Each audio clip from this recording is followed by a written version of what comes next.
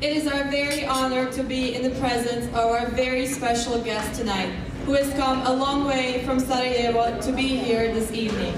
Without further ado, it is with honor that I introduce you to the member of the Presidency of Bosnia and Herzegovina, His Excellency, Mr. Željko Komšić.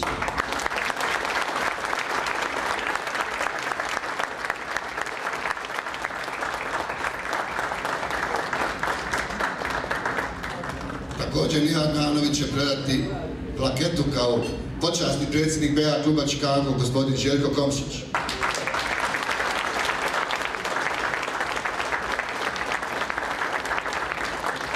And now the president of the Bosnian Herzegovinian club in Chicago, Nihat Mihanović, will present His Excellency Mr. Željko Komšić with a special plaque of recognition.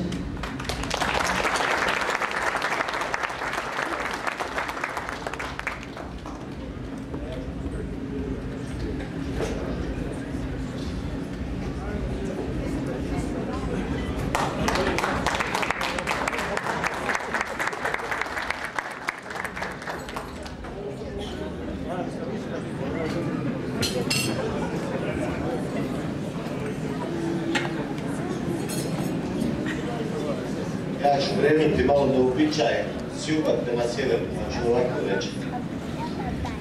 Drage Hercegovke i Hercegovci, drage Bosanke i Bosanke.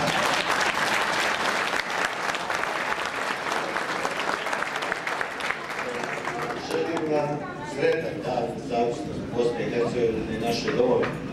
Također, Hercegovkama i Bosankama svakako želim sretan 8. mart, bez obzira što je danas 9. Zahvaljujem se na poziv da večeras budem ovdje s vama. Zahvaljujem se našem prijatelju Nihatu, bosansko-hercegovačkom klubu u Chicagu,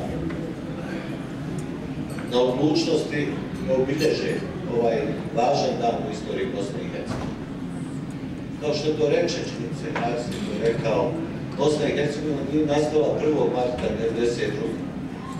Ovaj poklon ovdje, mali poklon s grobnikom koji sam uručio Nihatu, jeste zapravo dokaz, predstavlja dva novčića, repliku dva novčića iz Kraljevine Bosne i Hercegovine i predstavlja dokaz da je Bosna i Hercegovina bila država kad mnoge današnje države čak nisu ni postojale. Imala je svoje kraljeve, imala je svoje kraljice, bila je i veća teritorijalna što danas jeste. Bosna i Hercegovina ima, i to uvijek ponavljam, i pamtite, molim vas, mada vi to znate, osjećate. Bosna i Hercegovina ima svoje istorijsko, svoje kulturološko, svoje sociološko, kako god hoćete, utemeljenje. Jer da nema, da to ne postoji, da nema one bosanske tajne, bosansko-hercegovačke tajne, da nema sadržaja. Bosna i Hercegovina ne bi sigurno kao država preživjela u toj 1000-godišnjoj istoriji sve ono što je gazilo, pokušavalo da je uništa. A gazili su je mnogi, svašta je ta naša domovina, naša zemlja upamtila u svojoj istoriji. Sjetite se samo kakve su sile i kakva carstva prolazile kroz Bosnu i Hercegovinu. Izgledali su vječni. Vječni su izgledali. To su bile sile, neviđene sile. Oni su propali, a Bosna i Hercegovina postoji. 1. marta 1992. desilo se samo nešto normalno, tako da kažem, toku istorije Bosne i Hercegovine.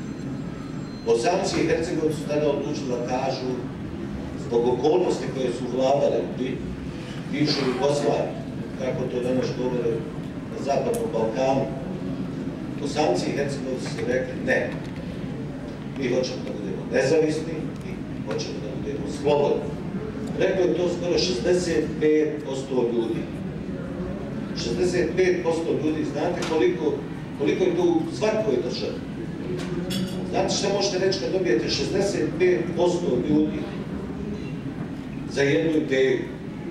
Koliko to znači? slabo koja država se može pohvaliti tim, da je oko bilo koje ideje na referendum mogla da okupi toliki broj ljudi. 65% je reklo da hoće nezavisnu Bosnu i Hercegovinu. Sama logika vam, kad znate kako je Bosna i Hercegovina sastavljena, znamo mi koliko ima Srba, Hrvata, Bošnjaka, koliko ima, kako i danas ružno zovu, ostali, jer nisu ostali, mogu biti ostali u svojoj zemlji. Sama vam logika nameće da je u tih 65% sigurno moralo biti svi. Ne samo jednih i drugih, nego su bili i Bošnjaci, i Srbi, i Hrvati, i ostali, bili su Bosanci i Hercegovci. To je činjenica na koju ta naša Bosna i Hercegovina mora biti ponosna. Ne trebamo bježati od toga i to se mora praviti. 1. marta 1992. počeo je, tako da kaže, mjesec dana nakon toga, zapravo počeli su krvavi sukobi, mada dušu da ne griješimo, sukobi u Bosni i Hercegovini su počeli još 1991. Ne treba zaboraviti selo Rab u istočnoj Hercegovini, koje je zapravo prvo napadnuto tada od strane jedinice Jugoslovenske narodne armije i dobrovoljaca. Ali od tog datuma počinje borba za nezavisnost, slobodu i svašta nešto u Bosni i Hercegovini. Ovo svašta nešto ću vam objasniti kasnije iz današnje tačke gledišta. Dakle, 1. marta 1992. trebalo je hrabrosti, odlučnosti i upornosti da se krene protiv takve sile protiv koje smo krenuli. Onaj koji je bio u prilici da osjeti tu silu, zna protiv čega se bori. I zato treba da budemo ponosni na tu činjenicu. Ponavljam, hrabrost, odlučnost i upornost je bio potrebno. Suprotstaviti se tome. Vrlo često je izgledalo da je to beznadežna bitka, ali opet smo išli dalje. I došli smo do slobode i nezavisnosti, prave, pune nezavisnosti. Tada je trebalo to, danas treba nešto drugo. Bosna i Hercegovina se i dalje bori, tako da kažem, samu sebe. Bori se da bude demokratska, napredna država. Bori se da bude unutra harmonična država. Danas u toj borbi treba mudrosti, strpljenja, demokratije. Danas se tako bori za Bosnu i Hercegovinu. To je ono drugo što sam malo prije rekao. I takvi moramo da budemo. Moramo da budemo mudri, strpljivi i da vjerujemo u ono šta smo učeni, kako smo navikli da žive, a to je prije svega da su svi ljudi u Bosni i Hercegovini jedno. Nažalost, taj dio borbe nismo ostvarili. I taj dio borbe tek pred nama. I nekad izgleda da je teži, komplikovaniji, da uzima više čovjekove energije, angažmana. Nemojte me pokušati shvatiti, nekad se čini da treba više energije nego čak što je trebalo u ratu hrabrosti. Jer se ljudi umare, da što dugo traje, kad neka borba dugo traje, ljudi se umare. Ali ne smijemo posustati jednostavno, nemamo pravo na to. Mi se moramo boriti za svoju zemlju. Bez obzira, vi ovdje, ljudi u domovini, mi se moramo boriti za svoju zemlju. Druge nema. To nam je jedino. I kakva god da je, to sam i sigurno rekao ovdje večeri, naša je i najbolja. I onda će nadživjeti sve ono loše, nadživjela je toliko toga loše, nadživjet će i ono loše se sad dešava. Zato vas molim, kad se ovako okupljate, kad se ovako družite, što je odlična stvar, i zaista zahvaljujem ljudima i Bosansko-hercegovačkog kluba. Molim vas, neću pominjati ono što je i gospodin Vajzović rekao i reći predsjednika Kennedy. Dakle, to je to. To je to. Moraš nešto i dati svojoj zemlji. Naravno, i zemlja treba dati svojim ljudima.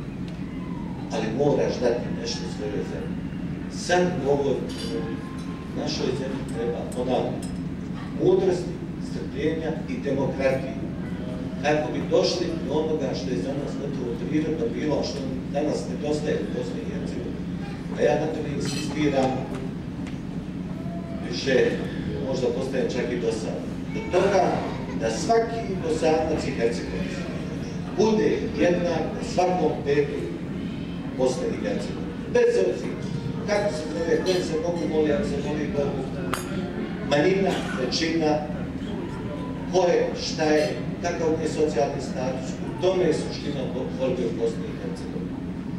I vidjet ćete kako vrijeme, naredno vrijeme koje dolazi, vidjet ćete kako je to teška borba. To je teška borba. A najveća prepreka u toj borbi, kako god bi očutno izgledalo, jesmo uvijek mi. I ono što nosimo ovdje, naše iskustvo, naše traume, naši strahovi, naše nepovjerenje, to je danas zapravo najveća prepreka da bi Bosna i Hercegovina krenula. Ja nemam nikakvih dilema šta će biti s Bosnom i Hercegovinom. Ona će preživjeti, ona će biti slobodna, ona će biti demokratska zemlja, ona će biti zemlja članica NATO, ali članica Evropske unije. Samo je pitanje da ja to doživim. Ja se borim da to doživim. Dakle, borim se zato da bude čim prije.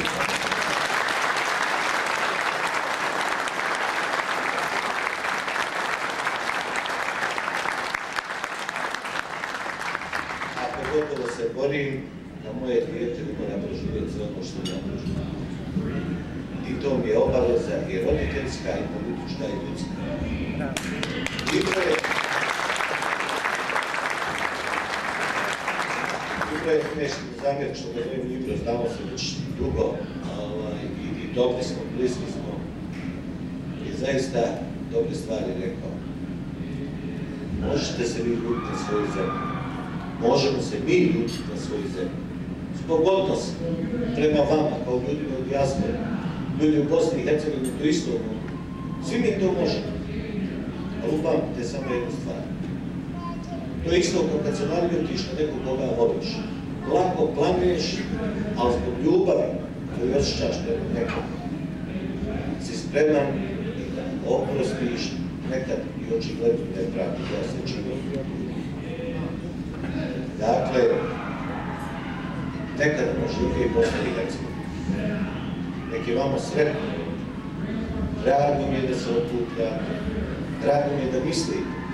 A nisam sumnjao da je to tako, samo vas treba organizovati, okupiti, a to treba zbaviti ljudima iz Bosansko-Hercegovačkog kluba. Drago mi je da mislite u Bosni i Hercegovini. Budite ponosni na svoje porijeklo, učite svoju djecu da budu ponosni. Jer jučer sam u gradskoj vijećnici dobio jedan izuzetan poklon od naše djece u školi što su pisali. Ja sam svašta vidio u životu i svašta osjetio, ali ne može čovjek da ostane kamenom u srca kad vidi šta naša djeca pišu. Šta naša djeca pišu da ja održim. Dakle, budite ponosni na Bosnu i Hercegovinu. Naša je, kakva god da je, naša je da je volimo, branimo, da se borimo za nju kad god je ona ugrožena. Naše je da se borimo za sve naše ljude, bez obzira ko su, šta su, kakvi su. Naše je da se borimo za to što je na kraju krajeva u ovoj državi normalno, u ovoj državi u kojoj vi sada živite, u kojoj gradite svoju budućnost. Naše je da se borimo za to da su Bosni i Hercegovini svi ljudi isti. Od toga